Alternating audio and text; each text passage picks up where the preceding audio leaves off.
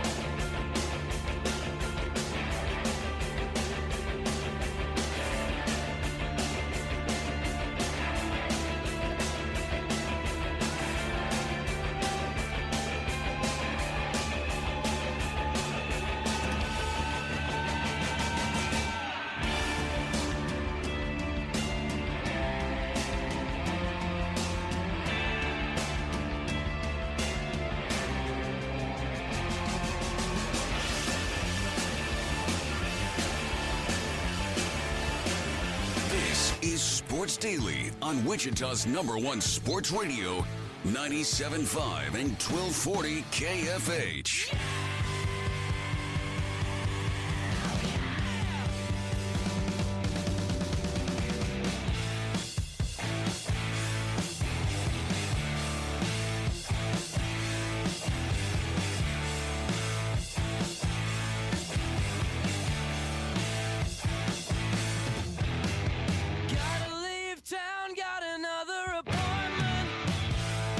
All right, welcome back, everybody. It is Sports Daily. It is hour number 2. Glad to be with you here. Jake Ballbrock, Tommy Castor. Congratulations to Sally, who won a little HTO there as we went to break. A little tea, a little coffee. Glad to provide that for Sally. Zach was a winner in that last hour as well for some movie tickets. Always love doing that for everybody here. I'm Jake Ballbrock alongside Tommy Castor. We are making our way through this Monday. We'll be off tomorrow for 4th of July and then be back with you on Wednesday. Tommy, the Royals make the first move. Aroldis Chapman, really the first move of the Major League Baseball trading season. So I think the initial reaction to the Chapman deal was somewhat negative. Cole Reagans, who is now 25 and has a 5.32 ERA this year, but was the Rangers minor league pitcher of the year last year. So I didn't mind that. I think he's got, a pretty decent chance to reach. And look, 592, that's what he's done at the big league level, right? He's started in 9 games. It hasn't gone great as a starter, but he's a minor league pitcher of the year. He's got a decent track record. He's right there.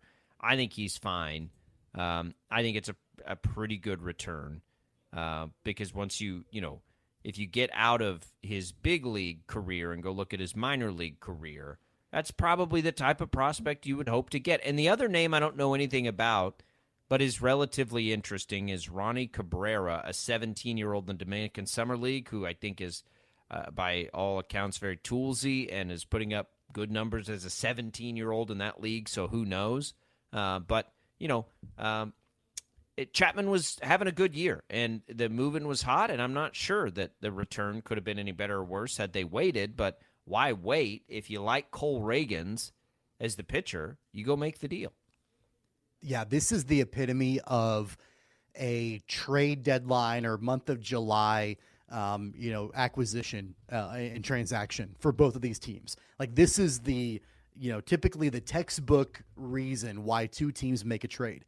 You've got the Rangers on one hand, and they're pushing to win their division and to go to the playoffs and be a contender, and their bullpen is not good. And so they try to bring in a veteran like Aroldis Chapman who can make a difference down the stretch for them. Happens all the time. Then on the Royals' point of view, and from their perspective, they've got a reliever that has, by all accounts, been pretty solid for the most part this year for them, and one of the few bright spots on the entire roster. And they need to rebuild their farm system. And so they bring in some more young pitching and, definitely an organization where the farm system has been depleted over the years. And so they get some resources for the future. So I think this trade makes sense overall. I'm not sure why anybody would be negative about it on either side. I get it for the Rangers and I get it for the Royals.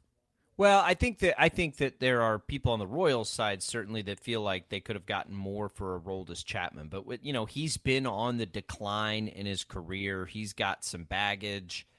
I think there's definitely a strike while the iron's hot. I mean, I don't think he's going to be a nice piece for Texas, but Ragans is. He was really good last year, all the way up to AAA. He made it 3 different levels. He's not, it's been a little rocky for him at the big league level. I don't know what he ultimately is. If he's a starter, it's going to be a back end of the rotation, probably more likely a reliever that could be a piece that helps you at some point. And you got, an intriguing young player that, as you look down the road at this trade, is probably the guy that, you're centering, I would imagine, in on to see if this could become a 17-year-old who's putting up good numbers right now in a league as a 17. That's probably where you're like, okay, well, this is the piece. But I think Ragans could be handy. I mean, the Rangers were trying to use him this year. Wasn't working. I don't think there will be that type of pressure on him with the Royals. But that's the first move. And, you kind of need to get that. If the Royals making moves, it's who can we at least run out there respectably at the big league level, and how do we retool the farm system? I think that's probably a pretty fair little path to how they're going to handle these deals moving forward. Now the big question becomes, who can you trade, right? Yeah. I don't know if – I would imagine that Scott Barlow – well, I don't know, man. Does Scott Barlow have any more or less trade value than Aroldis Chapman? It's probably about the same. I think he's got a little bit less, but still there's value there. We talked about it last week. Teams that are in the hunt that have really bad bullpens, they're willing to, I think, probably take a swing at a guy like Scott Barlow, even though his month of June was not very good. He's got the stuff. He's got the pedigree, I think, to be a solid bullpen piece for a contender. And some of it, by the way, I don't know if you can pin all of it on the shoulders of Scott Barlow. He's playing for a really bad team that a lot of times, right. I don't have the stats in front of me, but a lot of times probably they're not giving him a ton of run support, late in the game, or he's coming in and losing situations or whatever, so I think that he could be a solid bullpen piece for a team down the stretch as they try to make the playoffs. He was really good in 21, really good in 22. For whatever reason, they didn't trade him. Doesn't make any sense to anybody.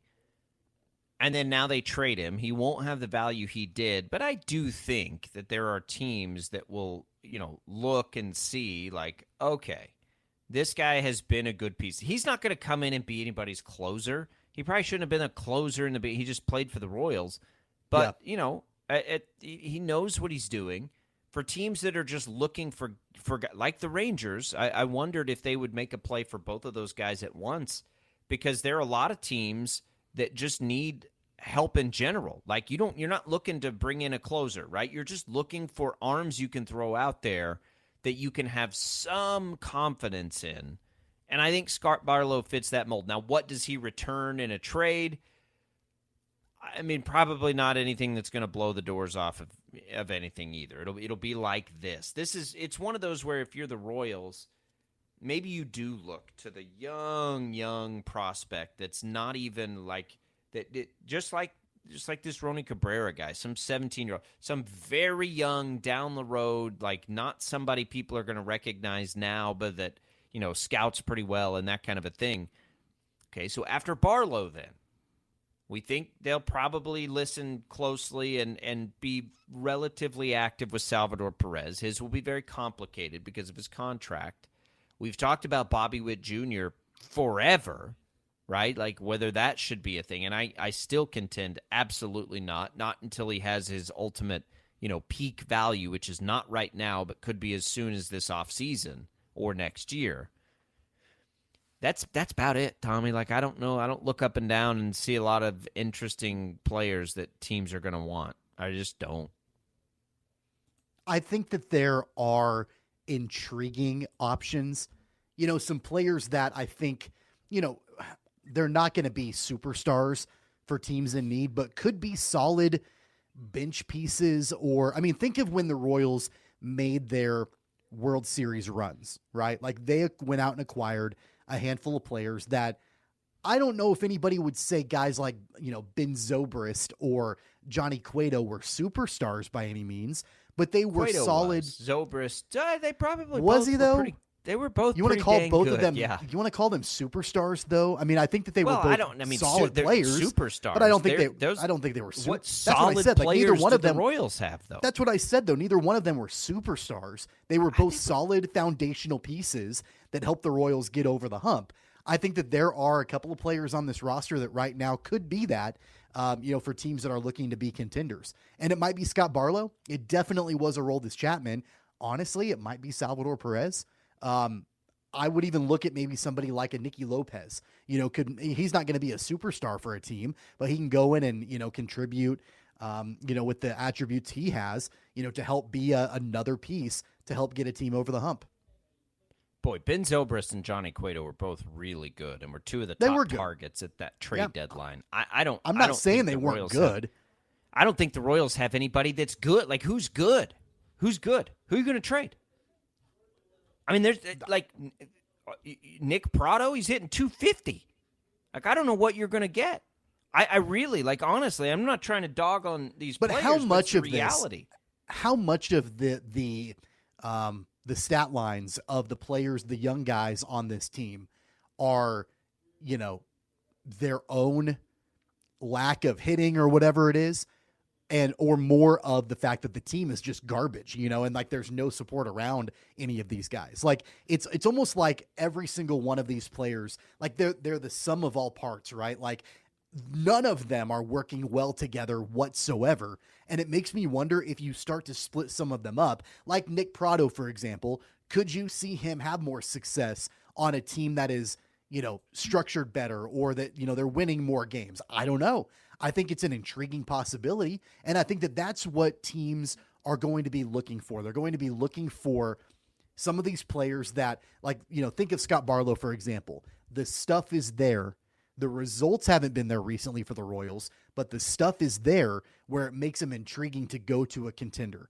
I think there are some hitters that it's kind of the same way. And I don't know how many of these players are ultimately going to be moved from Kansas City, but I think there's value in most of them. It might not be incredible value, but I think there is some value for most of them. Yeah, but if there's not value for a guy like Pratto, he's young. Like, if you don't get the appropriate value back, there's no need to trade him. Carlos Hernandez is a guy I think that could move. He's gotten better. He's been better lately.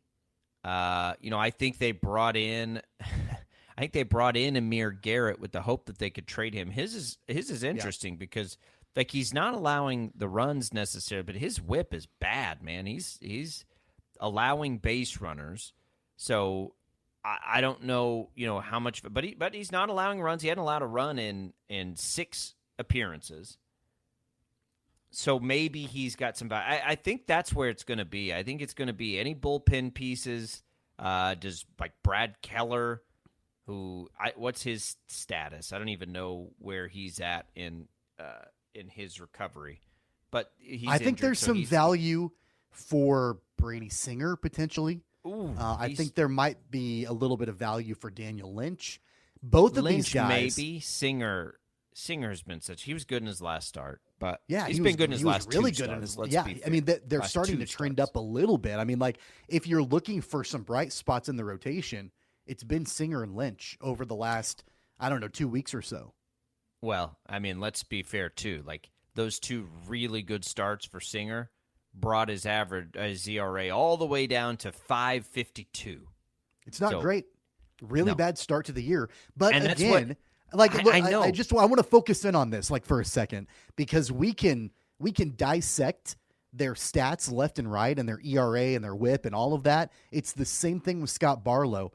If the attributes are there, don't you think that there are at least some teams that can look at these guys and say we can develop them better than the Royals can? The difference between Scott Barlow and Brady Singer is Scott Barlow's 30. So he's not. Brady Singer's 26. Like if there's upside to Brady Singer, it's like you don't want to trade young guys on the bottom dollar. That's what's so hard. Like if Brady, So you Singer's hang on to got it- Brady Singer and let him languish for another couple of years in the Royals system? Well, if I he's mean, not going to bring you, if he brings you legitimately nothing back in a trade, which is very possible, then yes, I would probably rather see if he can ever figure it out consistently. Because just watch, like they trade these guys and then they go have success, and it's like, what the hell? Like we had these guys for 4 years. but you couldn't develop them. You couldn't make them successful. That's been the biggest knock with this franchise for so long is that they can't develop their talent that they have used high draft picks on. And so because of that, they're not getting nearly the amount of value that they should on the trade market. And then, so I would almost rather, like a guy like Brady Singer, you try to get what you can out of him. If that's a couple of minor leaguers that aren't, highly touted, but maybe, I don't know, you can do something with him. I'd almost rather do that than I don't just think let him that trade continue value's posting a there, 5.5 ERA. I don't think that trade value's there. I mean, I think the trade return would be so bad that it would not be worth the time, is I guess what I'm saying. Like, again, there has to be, and it's the same concept as Bobby Witt Jr. at a different level at this point. But when you have a young player, you don't want to trade your young players at rock bottom. Like maybe Brady Singer, because there's time, has 2 or 3 more good starts in a row, and then you're looking at like, hey guys, you got 5 good starts in a row, and then you can get some trade value there. But it's the same concept as Bobby Witt Jr.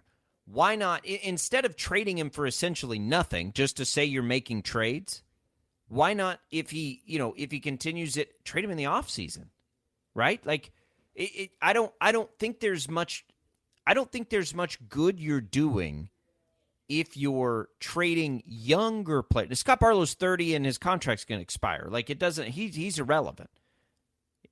Brady Singer and Nick Pratto and Bobby Witt Jr.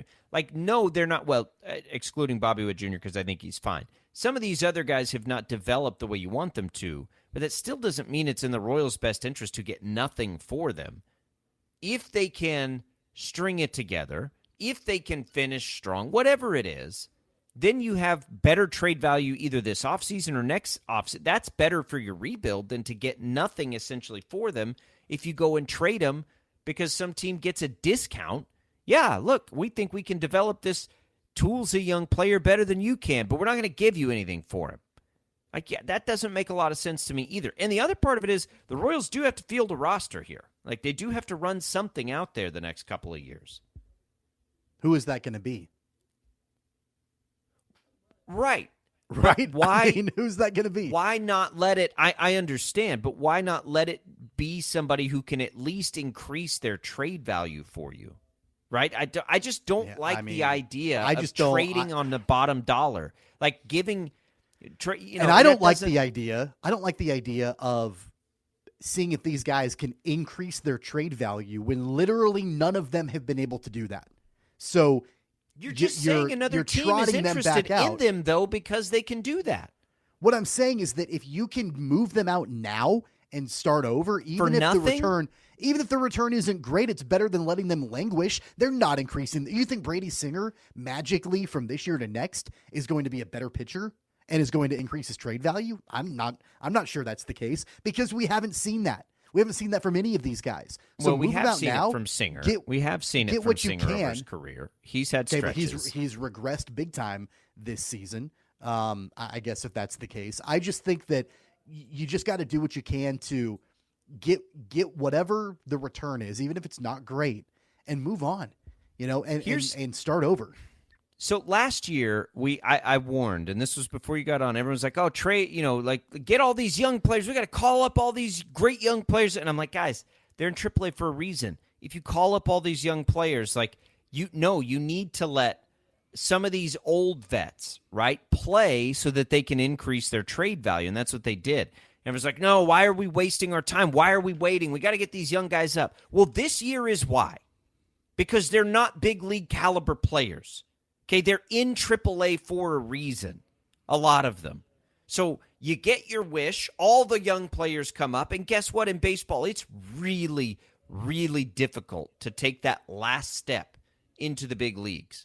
So you've had that wish now to get all these young players up there. They're not any good, which of course they're not. But that doesn't mean they can't be better. And just like in business, in life, not maximizing the value on a deal makes no sense. So if somebody comes in and blows him away for Brady Singer, that's great. But don't just trade him because you feel like you have to trade him. He's 26. You don't have to trade him yet. He has controllable years. If he's not going to bring you anything anyway, and there's nobody he's blocking, by the way, he's not blocking anybody, then why not see if his value can increase? Because it's not going to get worse. His value won't get worse. Honestly, right now, do you think the Kansas City Royals franchise is in any position to have leverage here? Do they have any leverage at all? I don't think they have any leverage. That's no why you leverage don't whatsoever. So don't trade when you have no leverage. But when are they going to have leverage? And there is no indication that they will anytime soon. So get what you can out of these guys and move on. But I don't want to keep this roster around that it's not working, it hasn't worked, and it's not gonna work. Why? Why continue to bang your head against the wall? Just move on from as many of these guys as you can. You'd be totally over. satisfied if they trade everybody and the replacement value players are are worse. You don't have to trade just to trade. You trade if the value's good. You trade Scott Barlow, who's expiring anyway, the options for Scott Barlow are nothing or something. We're not there yet with some of these younger players for the Royals. It's not. Okay. It's so not. We'll have them trot out the same basically roster next season and the season after that and the season after that, and just cross our fingers and hope that some of them will develop to a point to where you can trade them away. I guess that's the strategy to turn things around for the Royals. So what's your alternative to that? The alternative is to move on from all of them and at least replace them with what? Work in free agency. Have a commitment to try to spend some money, to get some players in that can, maybe help bridge that gap a little bit as you rebuild the farm system. There are things that you can do so you're not trotting out the same tired roster that they don't win ball games. They don't work. It doesn't work well. So get what you can out of the guys that are clearly not working for your franchise and start to, put some pieces in place to turn it around long term. I'd rather them do that than trot out the same roster next season and the season after that and cross our fingers and hope they can get trade value 2 or 3 years from now. That's ridiculous. The point is, no, it's not ridiculous because Brady Singer's trade value with 4 more years of control, 4.5, is at it cannot get lower than it is right now. So why would you trade a player who you drafted that high, who has shown you glimpses, who has 4.5 years of control? Why would you give somebody a discount on him? Because he has an ERA of 5.5 this season. You just said he looks good the last 2 weeks. Yeah, so you can get some value out of him. If there's value out of those two starts and a team will give you a good I'm all for trading him if there's a good return. My fear is there's not a good return. And if there's not a good return, you don't just trade him to trade him unless you're getting something back. Daniel Lynch, exact same scenario. The one thing about those young players and the reason that they basically made all the holistic changes in the organization was to help these players. Now, it hasn't worked. But if there's value and somebody's willing to make you a decent offer, of course you listen to it. I don't think that there is right now.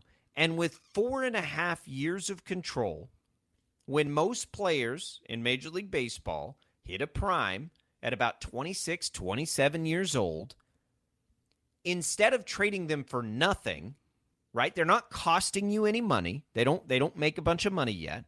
Like, it doesn't make sense to me ever to trade at low value.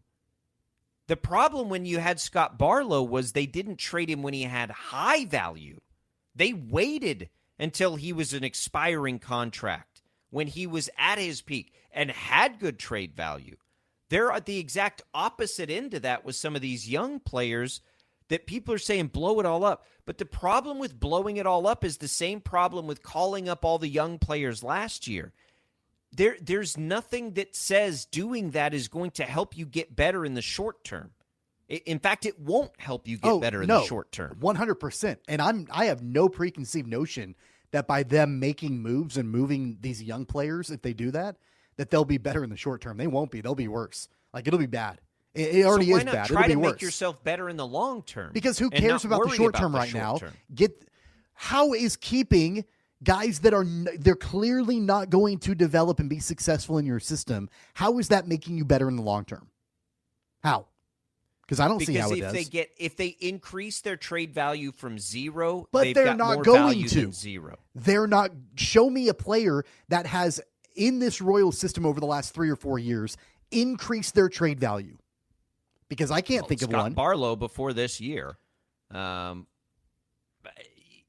don't know. I feel like you're clinging on to this hope that if you keep these players, that they're eventually going to figure it out and get you a good amount of value in return. I'm not doing that. And they're not going to. I'm not doing that at all. I'm clinging to the fact that you don't in business give away, you don't trade at the bottom dollar. But the Royals don't have the luxury to dictate that at this point in their franchise. They don't. What's the alternative? Move them out and start over now instead of pushing this out 2 or 3 years from now. Start over is easy to say, but what are you starting over with? I just said that free agency, and you go and you try to bring in, spend some money on some players that can help you in the short term while you figure out your farm system in the long term. Like Jackie Bradley Jr., because that's what they can afford now. Not Jackie. So Bradley. what free agent?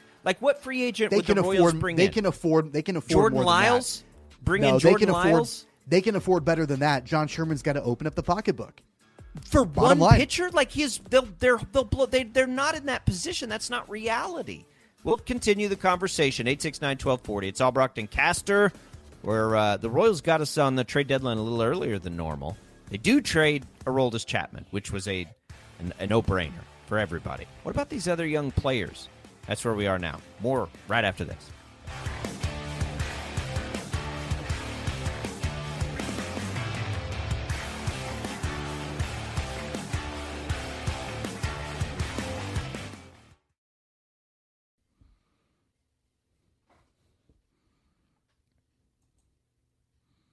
All right, welcome back, everybody. Sports Daily. It's Albrecht and Caster with you here. Talking Royals, trade deadline. Royals got the ball rolling with Aroldis Chapman. All right, so JB, as Tommy just pulled up his comment here, blow the entire thing up. They kind of did that. Now I don't like the promotions either, and he doesn't like Piccolo. It doesn't make sense. I get it. I'm sort of with you on that too. It's just the issue for me, Tommy, is, and you asked me to bring up a couple of names who were late bloomers, right, in the Royals organization. So when I first moved here, I came toward the end of Mike Moustakas. Mike Moustakas is a perfect example. Everyone wanted Moustakas out of there when he was having terrible years, batting .230, .212, right? He seemed to be regressing, 22, 23, 24. all of a sudden, 26, he's an all-star. And then he's an all-star 2 more times, 2 times total there. Sets at the time a home run record.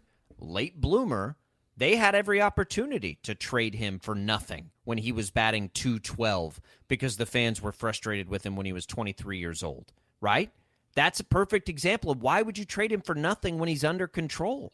It's not a perfect example because that Why? is because I'm not willing to look back on the players that were part of the championship run as far as reference points. Like, show me a player right now in the last 5 or 6 years. Why are you not willing to look back at those players? Because this is a completely different organization now than it was 7, 8, 9 years ago. I mean, it's not. I mean, it kind of is. Like the quality and the caliber of players and the way that they're developed is different, right? But it was the same people developing and drafting those players. Dayton Moore drafted both of those guys and developed Dayton both Moore's not of with those the guys. organization anymore. I mean, But he drafted Brady Singer. I don't understand. Like, it literally is the same person. My point is that if you want to actually give me an example of somebody from, I don't know, 2016 or 2017 to now that has actually increased their trade value by being a member of the franchise, then I'll listen to that. But I don't think that there has been. Like, unless I'm missing somebody, have there been players that have been a part of this organization you're missing while my they've been point. so bad where they've actually improved their trade value? I don't think that there is. You're missing my point. People were ready to run Mike Moustakas out of town when he was a young player with some upside who wasn't reaching his potential yet. They would have got nothing for Mike Moustakas. Here's another one, and this is a little bit different, but somewhat similar. Luke Hochevar, who does not have a great place in Royals history, right? You know, he eventually turned into a pretty handy player through some pretty critical times for that organization. They had every opportunity to go trade him when his ERA was 6.55 when he was 25 years old. Now, my point is, I'm not saying don't trade guys that have value. If they have value, trade them. I'm fine with that. But those guys that don't have value, that have pedigrees and lots of years of control, what's the point of trading them when they have their absolute lowest value? It cannot get lower than this. And what's the point of letting them hang around where we I just know they're told not you, going to because develop into anything? They've got They're 3 not and going 4.5 to, years of control. But they're not going to do anything. Do you think a lot of people said the same thing about Mike Moustakas? When he I'm was sure 20? that they did. Yeah. I'm sure that And they that did. would have been a mistake at the time. At the time, but they also weren't in free fall at that time like they were Yes, then. They were pretty bad. They were pretty bad in what year was that? 2012. 2012, but 2013, 2014, whatever, they are starting to put the pieces together and they're closer. I mean, like, I go back to the couple of years before the World Series runs. So what would that have been? 2012, 2013, where, yeah, they weren't great, but you could start to feel like, okay, there are some pieces here where they're closer than we think that they are. They're nowhere near that right now. It's a completely different organization now than it was in 2012, 2013, where you could feel like, okay, there are some young players here where it's starting to move in the right direction. There is no indication outside of Bobby Witt Jr. and maybe Vinny Pasquantino that there's any value with these young players whatsoever. So I guess if you want to hang on to them, to just let them suffer in the organization and not do anything of importance or significance in the next couple of years, I guess be my guest, but I guarantee you nobody's going to hang around for that and want to watch that. Well, nobody's going to watch a losing team anyway. I just have no interest in not maximizing trade value. Let's go to the phone lines. Brian, 869-1240. Welcome into the IHOP hotline. Welcome into Sports Daily. What's up, Brian?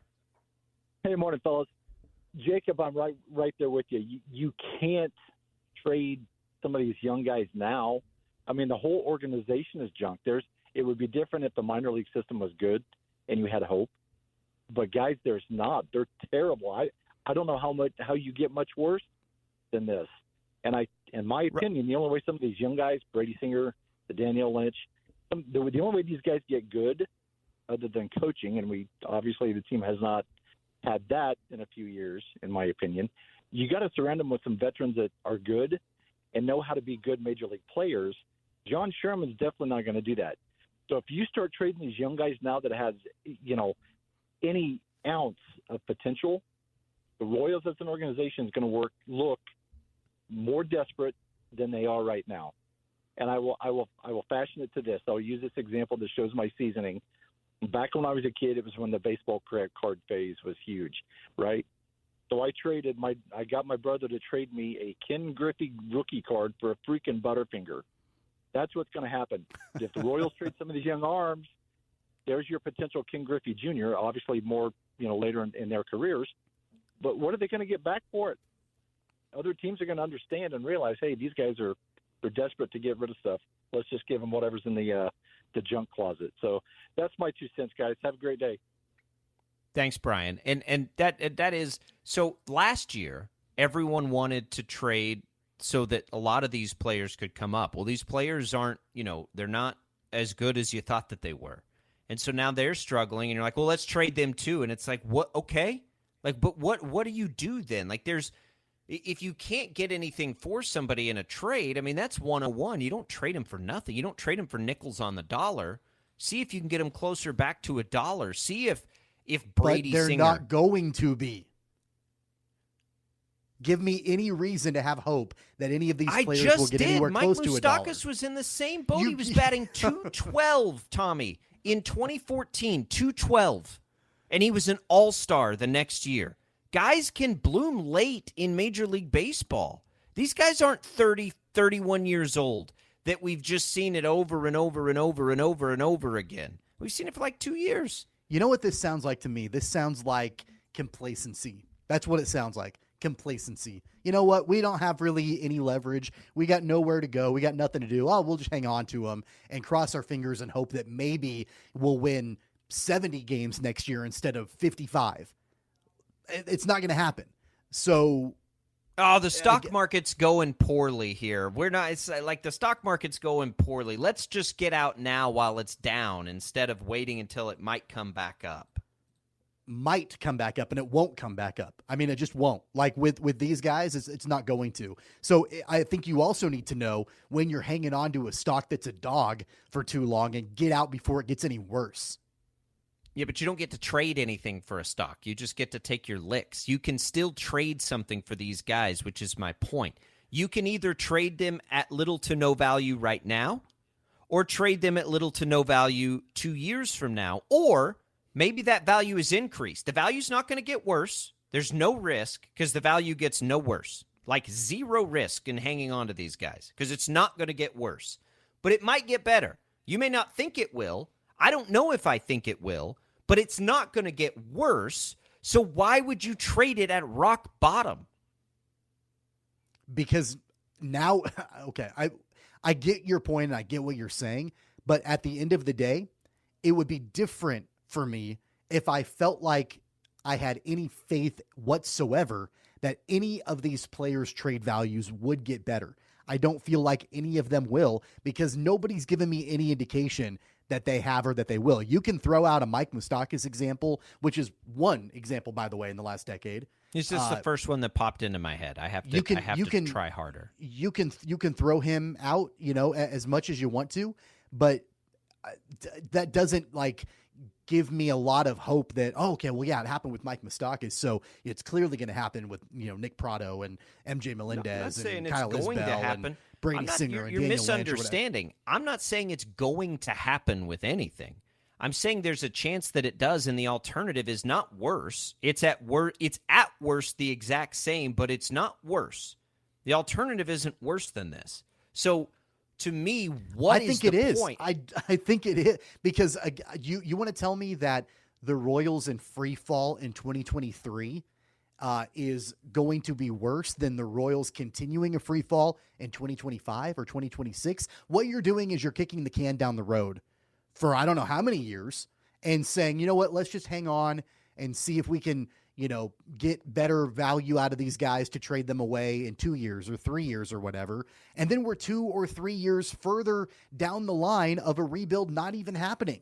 So I guess if you want to continue to kick the can down the road, holding on to giving Alex Gordon that contract, holding on to Lorenzo Cain, not trading Eric Hosmer, that's kicking the can down the road. Not trading Scott Barlow, that's kicking the can down the road.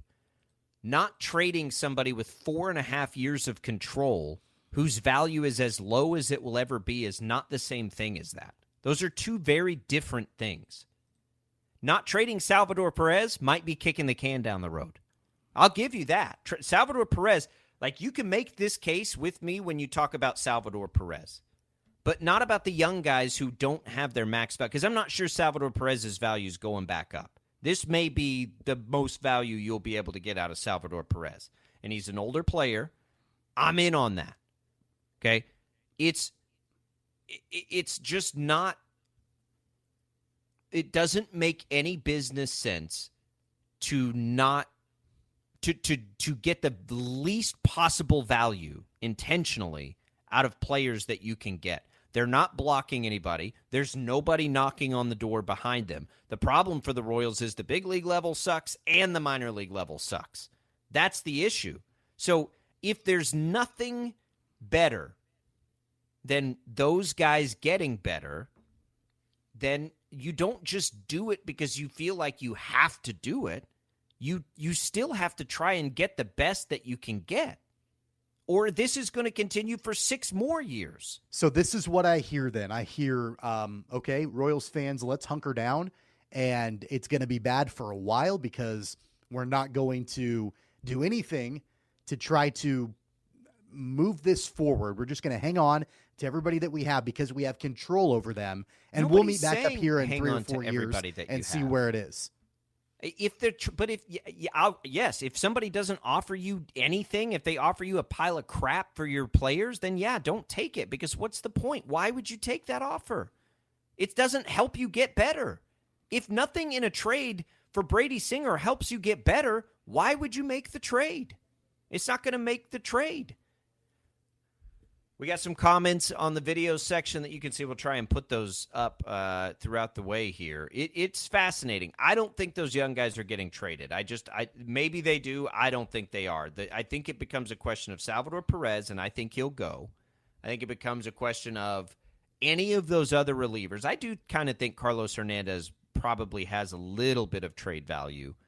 And then Bobby Witt Jr., because Bobby Witt Jr. obviously is Bobby Witt Jr., but I still, for the same reason, think you wait there too, because I think his value is going to go up. Whether he's a part of your future or not, his value will certainly be, and you want to maximize the value if next year is not going to get any better anyway, and there's nobody on the planet that thinks it is. It is going to be an interesting month. I hate, like last year, Tommy, when they had some tradable assets, right? They had Michael A. Taylor was very tradable. Andrew Benintendi was very tradable. They had some tradable assets. They held on to Whit Merrifield. Whit Merrifield's another example of a kick the can down the road guy. But yeah, it's wild, man. It's they're as interesting a team at the deadline with his least interesting amount of players maybe as there is outside of Oakland. There's not a lot there that gets you excited about what the return's going to be. We appreciate all the comments. You can continue to leave them. You can continue to chat it out with us on the IHOP hotline, 869-1240. We'll have that open for one more segment. We'll come back with more Sports Daily right after this.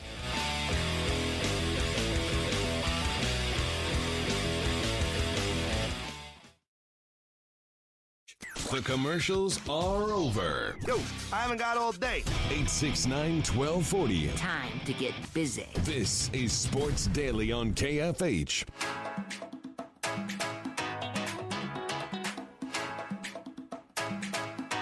Welcome back, everybody. Albrock and Caster, Sports Daily. Tommy, no deal for the Pac-12. So much so that San Diego State now going back to the Mountain West. What in the world? I mean, this is I am legitimately concerned for the Pac-12. Sure. I think that the Big 12 is getting at least Colorado and Arizona, because I don't know what the Pac-12 is banking on here. San Diego State clearly is so uneasy that they embarrassingly now have to crawl back to the Mountain West. Like the Pac-12, and when I say legitimately concerned, I want the Pac-12 to survive. Now, I want the Big 12 to get stronger, but I want the Pac-12 to be a league and a Power 5 league in this country. I'm worried about them. Is anybody surprised by this? I mean, I feel like if there was going to be a media rights deal for the Pac-12, it would have already been announced. And this is a bait and switch. It's a situation where the Pac-12 is like promising their teams, yeah, just hang on, it's coming, we're going to get it done, and then it never gets done. I'm not surprised by this because I feel like the Pac-12 has been trying to pull the wool over the eyes of their members and just the public for a long time. And, you know, I do kind of feel bad for San Diego State, but at the same time, they did overplay their hand a little bit. With everything that they did. I mean, they kind of bought it from the Pac-12 too, that, hey, we're going to be a part of this. And then it's like the emperor has no clothes, right? Like there's nothing there. When you look behind the curtain, the Pac-12 has nothing done. And I'm not sure they're going to get something done. If they do, I think it's going to pale in comparison to any of the other media deals that we've seen. And look at, by the way, ESPN and all their layoffs last week. I mean, they are in the business of like not spending money right now. They are trying to conserve as much money as they possibly can. So I can't see them coming to the table for anything of significance for the Pac-12. When we were talking about the ESPN cuts, what did I send you back, Tommy, last week? The Pac-12 is screwed. Yeah. They've told their people apparently that there's accelerated progress, according to Ross Dellinger, on a new TV deal that includes like linear concept. But they're only now saying there may be some framework laid out by Media Days on July 21st. God. Like just, we talked about kicking the can down the road in the last segment. Ooh. That's all the Pac-12 is doing right now. I guess they don't have a choice because they don't have a deal. That's the question is how long does Colorado, Arizona, how long do they hang on and keep? And I don't have a problem necessarily with them not having a deal. I mean, it's not good for them, but whatever. They don't have a deal, but quit telling everybody they have one when they don't. Like they've been doing that for months now. They clearly don't have one. They haven't had one, and they're not going to get one. So stop telling people you have one. Poor San Diego State. That sucks so hard for them. 869-1240. We'll come back. We'll wrap it up after this.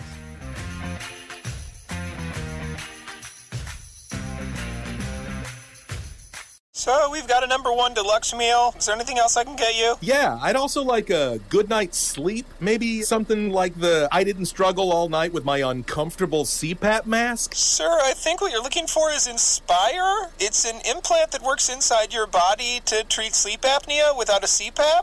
Come on! He sounds hangry. Inspire, sleep apnea innovation. Inspire is not for everyone. Talk to your doctor to see if it's right for you and review important safety information at inspiresleep.com.